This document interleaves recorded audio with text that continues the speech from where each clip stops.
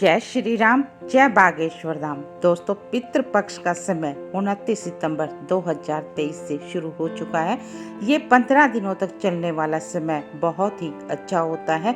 ये हमारे जीवन में कई तरह के बदलाव भी ला सकता है, लेकिन इसी समय में हम कुछ ऐसी गलतियां भी कर देते हैं और उन गलतियों की वजह से कुंडली में चल रहा पितृदोष और भी बढ़ जाता है, पितृ रुष्ट हो जाते हैं। तो उन गलतियों को करने से बचना चाहिए।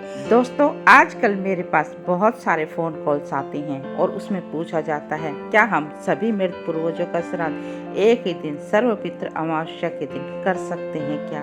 तो दोस्तों, आज मैं आपको ये पूरा विस्तार पूर्वक बताऊंगी कि ऐसा करना अनुचित है, ऐसा बिल्कुल नहीं करना चाहिए। और इससे जुड़ी हुई आज मैं आपको एक कहानी भी सुनाऊंगी और कहानी को सुनकर आप लोग समझ पाए कि तिथि के अनुसार श्राद्ध क्रिया क्यों करनी चाहिए, पिंडदान, तर्पण और दान आदि करने का क्या महत्व है। तो चलिए कहानी को शुरू करते हैं, लेकिन उससे पहले आपसे रिक्वेस्ट है, वीडियो को लाइक, चैनल को सब्सक्राइब और नोटिफिकेशन ऑल का बटन दबा दें। और कहानी अच्छी लगे तो अधिक से अधिक अपने दोस्तों के साथ शेयर कर दें। तो ये सब तो आप जानते ही हैं कि पितृपक्ष साल में एक बार आता है और ये 16 दिनों के लिए पितृपक्ष का समय होता है। ये बहुत ही अच्छा होता है अपने मृत पूर्वजों और पितरों के निमित्त दान पुण्य करने के लिए और पितृदोष से मुक्ति पाने के लिए भी ये समय बहुत अच्छा होता है।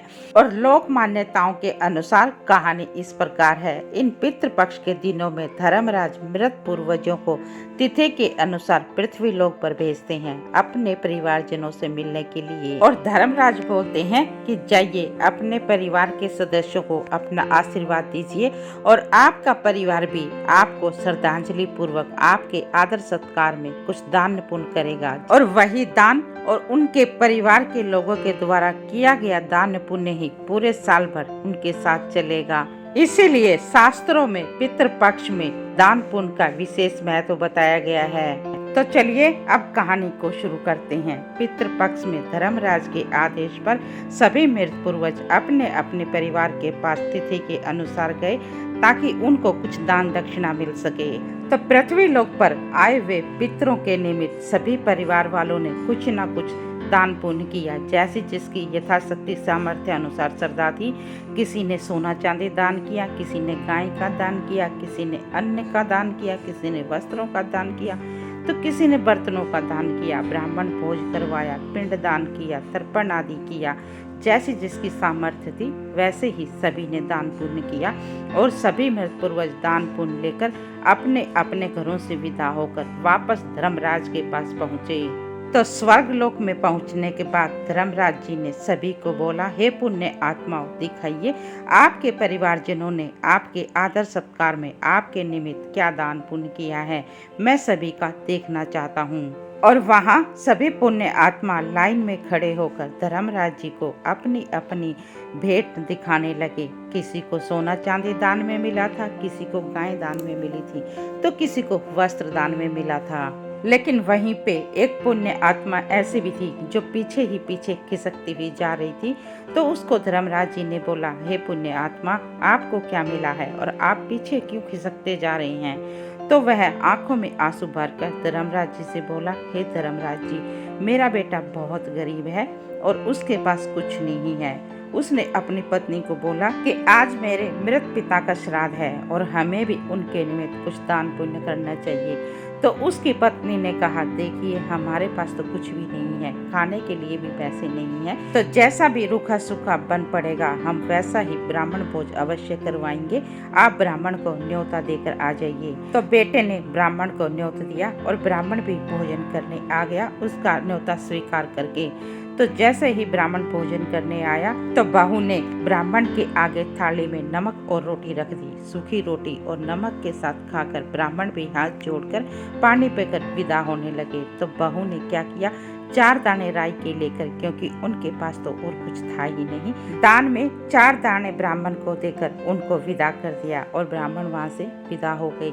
तो उन्हीं 4 दानों को धर्मराज जी को दिखाकर उस पुण्य आत्मा ने कहा कि देखिए, मुझे तो दान में यही मिला है क्योंकि मेरा बेटा बहुत गरीब है। और उस बूढ़े की आंखों में आंसू आ गए अपने बेटे को याद करते हुए। तो धर्मराज जी ने भी उसके ऊपर तरस खाकर कहा, हे पुण्य आत्मा, आप जाइए, अगले साल तक आपके बेटे के घर में भी सभी चीजों के ठाट बाट होंगे, सभी चीजों में सुख समृद्धि का वास होगा और माता लक्ष्मी भी उनके घर में वास करेगी, जिससे कि इन सभी की तरह आपको भी अच्छा दान पुण्य मिलेगा। तो धर्मराज जी के आशीर्वाद से उस बूढ़े आदमी के बेटे के घर में सभी चीजों के ठाट बाट हो गए, कोठी बंगला बन गया, बहुत सारा पैसा आ गया, नौकर चाकर हो गए। ऐसे करते करते अगले साल भी पितृपक्ष का समय आ गया।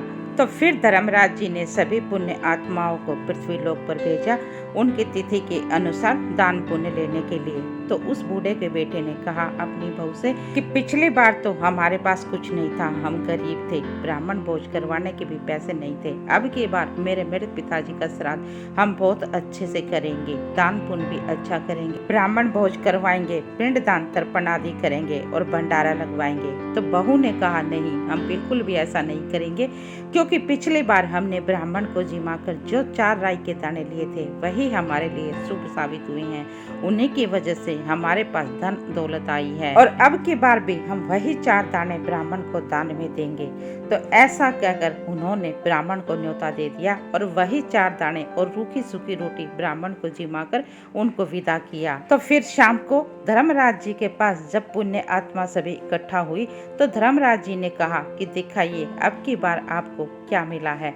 तो उस बूढ़े ने फिर से वही 4 राई के दाने दिखा दिए और कहा कि मेरे बेटे की बहू ने कहा है कि यही 4 दाने हमें शुभ साबित हुए हैं। तो धर्मराज जी ने कहा ठीक है, आपके बेटे के घर में फिर से वही हाल हो जाएगा, आपके बेटे का घर भी फिर से वैसा ही गरीब बन जाएगा। और फिर से उस बूढ़े का बेटा खाने के दाने दाने के लिए मोहताज हो गया।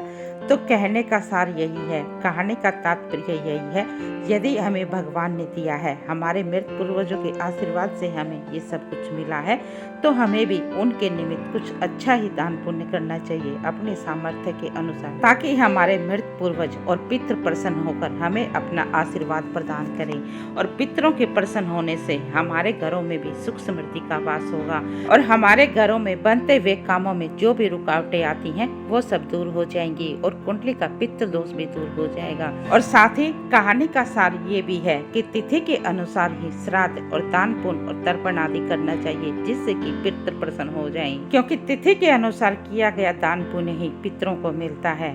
तो ये थी पितृ पक्ष में दान पुण्य करना और तिथि के अनुसार पिंड दान तर्पण आदि करने से जुड़ी हुई संपूर्ण जानकारी। यदि आपको ये जानकारी अच्छी लगे तो वीडियो को लाइक, चैनल को सब्सक्राइब और अपने दोस्तों के साथ अधिक से अधिक शेयर कर दें। तो चलिए मिलते हैं अगले वीडियो में एक नई जानकारी के साथ।